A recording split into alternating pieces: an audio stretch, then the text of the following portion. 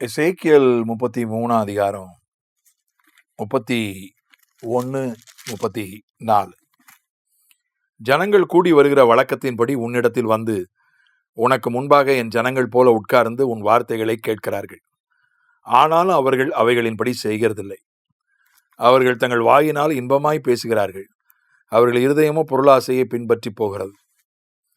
32. இதோ நீ இனிய குரலும் கீத வாத்தியம் வாசிப்பதில் சாமர்த்தியமும் உடையவன் பாடும் இன்பமான பாட்டுக்கு சமானமாயிருக்கிறாய்.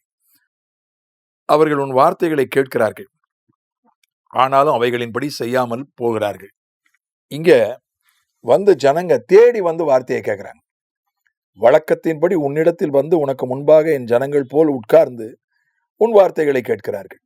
எசேக்கியேலை தேடி வராங்க, வந்து அவன் முன்னால உட்கார்ந்துக்கிறாங்க. ஐயா சொல்லுங்கய்யா, பிரசங்கம் பண்ணுங்கய்யா, போதியுங்கய்யா அப்படின்னு கேட்குறாங்க. அது ஒரு வழக்கம். வாரம் ஒரு நாளோ மாதம் ஒரு நாளோ வந்துடுறாங்க. கரெக்டாக அவங்க வந்து வழக்கத்தின்படி அவங்க இன்பமாக வேற பேசுகிறாங்க. ஆனாலும் அவங்க என்ன செய்யறதில்ல, அவைகளின்படி செய்கிறதில்ல. இப்போ நம்ம ஊரில் ஞாயிற்றுக்கிழமை தோறும் போய் சபைக்கு போய், நம்ம ஊரில் மட்டுமில்ல உலகம் முழுசும் ஞாயிற்றுக்கிழமை தோறும் போய் சபையில் போய் உட்கார்ந்து செய்தியை கேட்குறாங்க. காலையில் எழுந்து யூடியூப்பில் செய்தியை, வாட்ஸ்அப்லேயோ செய்தியை கேட்குறாங்க. அது ஒரு வழக்கம். இல்லைன்னா தூக்கம் வராது, இல்லைன்னா மனசு கேட்காது. அது ஒரு வழக்கம் மாதிரி ஆகிப்போச்சு. காஃபி குடிக்கிற மாதிரி அது ஒரு பழக்கம் ஆயிடுச்சு. பழக்கத்துக்காக வசனத்தை கேட்கிறவர்கள் பழகி போச்சு. ஏன் வசனத்தை கேட்குற? பழகி போச்சியா, அது முடியாது, அது இல்லாமல் இருக்க முடியாது. ஞாயிற்றுக்கிழமையானா போய் ஏதாவது ஒரு சபையில் போய் வசனத்தை கேட்டுடணும். காலையில் எழுந்தா யூடியூப்லேயோ வாட்ஸ்அப்லேயோ ஒரு வசனத்தை கேட்டுடணும். இல்லைன்னா அன்னைக்கு நீ தூக்கம் வராதியா. சரி, இவ்வளோ கேட்குறிய, அதன்படி ஏதாவது செய்யறியா? அதெல்லாம் செய்ய முடியாதியா, அதன்படிலாம் நடக்க முடியாது, ரொம்ப கஷ்டம். கேட்கறதுக்கு ஒரு நிம்மதியாக இருக்கு, அவ்வளோதான். அவ்வளோதான். கேட்கறதோடு சரி, அதெல்லாம் நம்ம செய்ய முடியுமா என்று போய்விடுகிறார்கள். இன்னொரு சாரார் அவங்க சொல்றாங்க, எசேக்கியேல் உங்க பிரசங்கம் அப்படி மியூசிக் மாதிரி இருக்கு, இனிய குரல், உங்க குரல் வந்து அப்படி இனிய குரல் மாதிரி இருக்கு, உங்க பிரசங்கம் அப்படி மியூசிக் மாதிரி இருக்கியா, இன்பமான பாட்டு மாதிரி இருக்கு, கவிதை மாதிரி இருக்கியா நீங்க பேசுறது.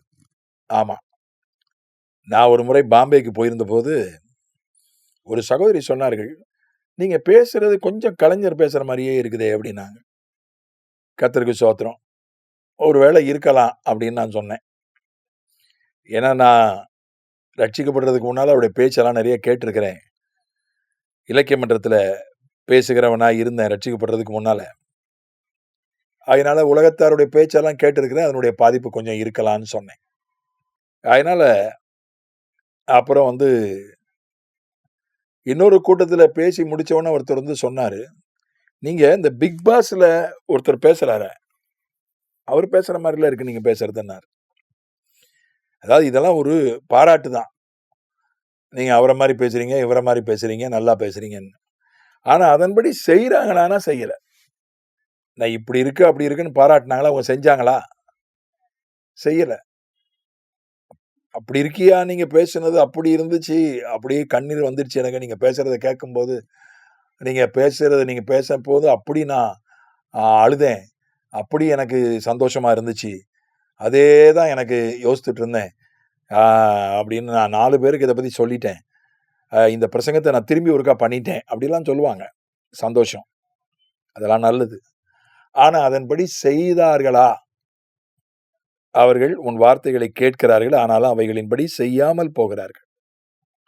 ஒரு கட்டத்தில் எசேக்கியேல் காதுக்கு சொன்னதை காது கொடுத்து கேட்காதவங்களா இருந்தாங்க. அது ஒரு கட்டம், அது ஒரு காலம். ஆனா இப்போ எசேக்கியேல் சொல்றத வந்து காது தேடி தேடி வந்து கேட்கறாங்க. வார வாரம், மாசம் மாசம், சில தினசரி கூட வராங்க. ஆனா முன்னால வந்து ஐயோ அவன் எசேக்கியேல் இருக்கானே, எப்ப பார்த்தாலும் சாபம் போடுவாயா, அவனா எதுக்கியா ஊர்ல இருக்கிறான்னு சொன்னவங்க, இப்ப நான் எசேக்கியேல் முன்ன மாதிரி இல்லையா, நல்லா பேசுறான், கேட்கறதுக்கே சந்தோஷமா இருக்கு, அவ்வளோ இனிமையா பேசுறான்யா, கேட்டுட்டே இருக்கலாம் போல இருக்குன்னு இப்ப சொல்ல ஆரம்பிச்சிட்டாங்க. ஆனா ஒருத்தன் கூட எசேக்கியேல் சொன்ன மாதிரி செய்யல. அநேகருடைய பிரச்சனை அதான். பிரசங்கத்துக்கு மார்க் போடுறவங்க இருக்காங்க, பிரசங்கத்தை ரசிக்கிறவங்க இருக்காங்க. ஆனா அதன்படி செய்கிறார்களா, செய்கிறவர்கள் எத்தனை பேர் என்கிற ஒரு எளிமையான கேள்வி, அடிப்படையான கேள்வி எப்போதும் அது தொங்கிக் கொண்டிருக்கிறது. ஆகவே கேட்ட வசனங்களின்படி செய்ய ஜெபத்தோடு முயற்சிப்போம்.